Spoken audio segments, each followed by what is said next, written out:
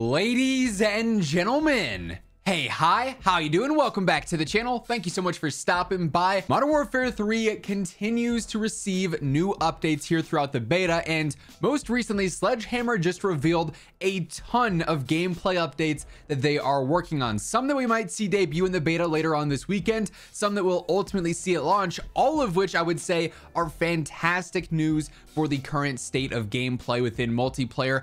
It really seems like things have sort of done a 180 in comparison to last year, which is definitely a fresh feeling for sure. So we got some very fun details to go over today as we get into them. If you enjoyed the video at all, do me a favor, drop a like on it. Seriously, much love to everyone who does take the time to do so. And if you're new here, or if you just simply have not subscribed yet, let's change that. Hit that subscribe button, turn on those post notifications, because every single day I got you covered with all things going on in COD, whether it's news, updates, patch notes, meta breakdowns, you name it. It's all right here. But let's start first initially. Yesterday, we of course had a patch note update go out for the MW3 beta, and that talked a little bit about gameplay changes, some things that they adjusted for weekend 2. And then shortly after that patch note update went out, they also pushed this new update live in game to decrease the slide to sprint delay by 200 milliseconds. So that little delay after you slide cancel where you couldn't go back into your sprint or tack sprint, now reduced by 200 milliseconds. It's not a crazy difference, but it is a subtle difference. I'll give them that.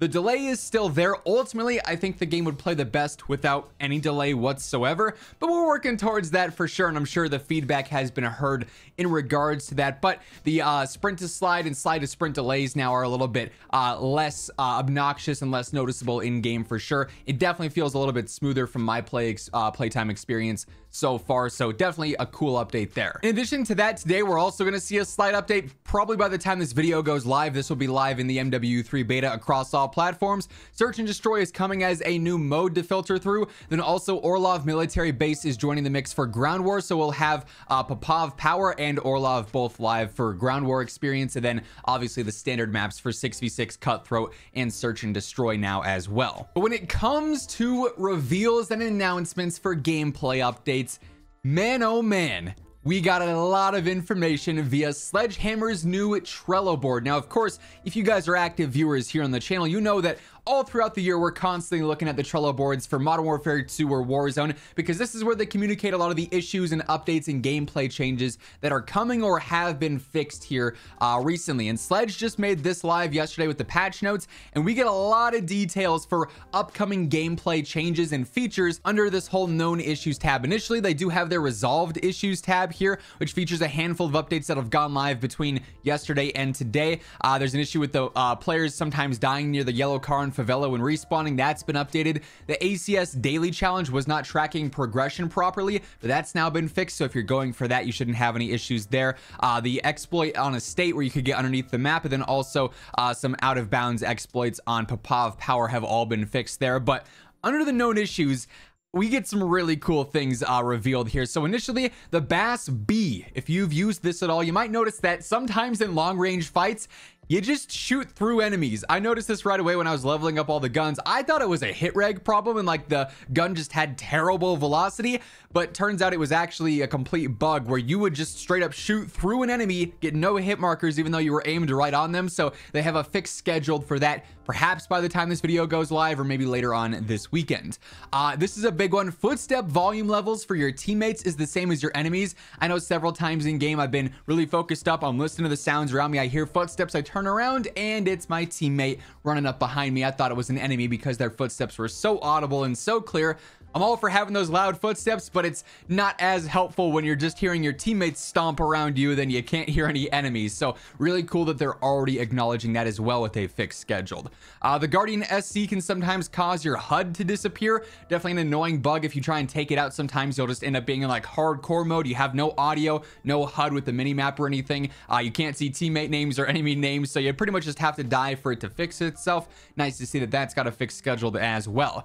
The loadout selection UI will just randomly pop up on your screen sometimes. It makes you like change a different class if you are actively in a gunfight and pressing buttons. It might mess you up there, so little bug there. It's annoying for sure. Not super frequent, but they're on top of that as well. I gotta say, Sledgehammer so far is so on top of the communication, and truly I hope this is not just a, hey, we know MW2 is bad, let's communicate really good right now during the beta, and this is something that actually extends to launch and all throughout post-launch as well for MW3.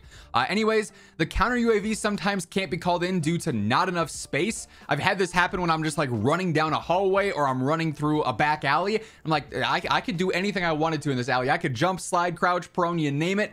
Why can't I call on this UAV on the phone? So definitely an annoying bug there. They're also on top of that with fixed scheduled as well. And then we get into some of the investigating issues, and these are some big features that'll be coming here soon. Maybe like I said, during this beta weekend or for launch on day one, which is really good regardless of when it does happen. So the ACS field upgrade does not capture objectives. This is basically going to be a way that you can throw this down on, let's say, A flag in domination. You can run to B to start trying to take that, and the ACS will capture A for you while you're not there. Super useful for objective modes, but it's not currently working as intended for that. This is another big one. They're missing the announcer voice lines for the enemy UAV activation. So if someone on the other team calls in a UAV, you're going to see it pop up sometimes, and like in the feed, you're going to see XX sniper guy called in a UAV, right? But you're not going to hear enemy UAV inbound or anything like that, right? So that is going to be added back into the game. You'll be able to hear those VO lines, and that's why having dialogue volume in your settings turned up is going to be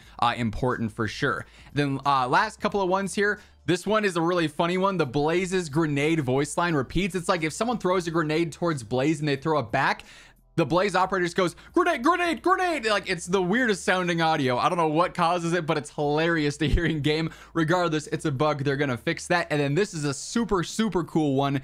Player health bar is missing from the HUD.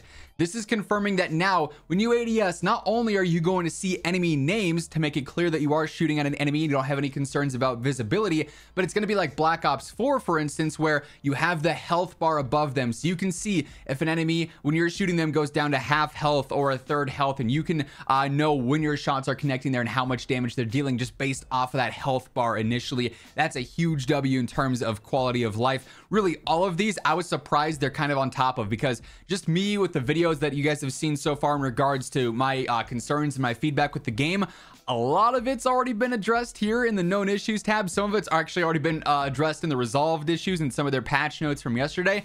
I'm just really surprised at how quickly the turnaround is on a lot of this stuff being recognized, being communicated, being scheduled to be updated. Just really well done on the part of Sledgehammer here, and it's a really refreshing scene now where we have this information so transparent and so readily available so quickly, as opposed to MW2 and Warzone, which was a year of not great communication, not a ton of transparency, and a lot of bugs that persisted for months on end. So hopefully, like I've said repeatedly, this is a trend that continues throughout the beta weekend, this weekend, into launch, into post-launch as well. Of course, only time is going to tell for that, but we're off to a good start for sure, I gotta say. MW3 just keeps getting better, it seems like. That said, that is gonna wrap things up. If you enjoyed the video, do me a favor, drop a like on it, would be really appreciated. And if you're new here, you want to guarantee you are always up to date with everything going on between MW3 and Warzone, be sure to hit that subscribe button. And as always, if you want to check out any of my partners, be sure to use code WhosImmortal for a spicy discounts on all Gamer Advantage, G Fuel, and Control Freak products. And the links for all those can be found down below. But once again, thank you so much for tuning in, and until next time, take it easy, have an awesome rest of your day, I'll catch you guys later. Peace out.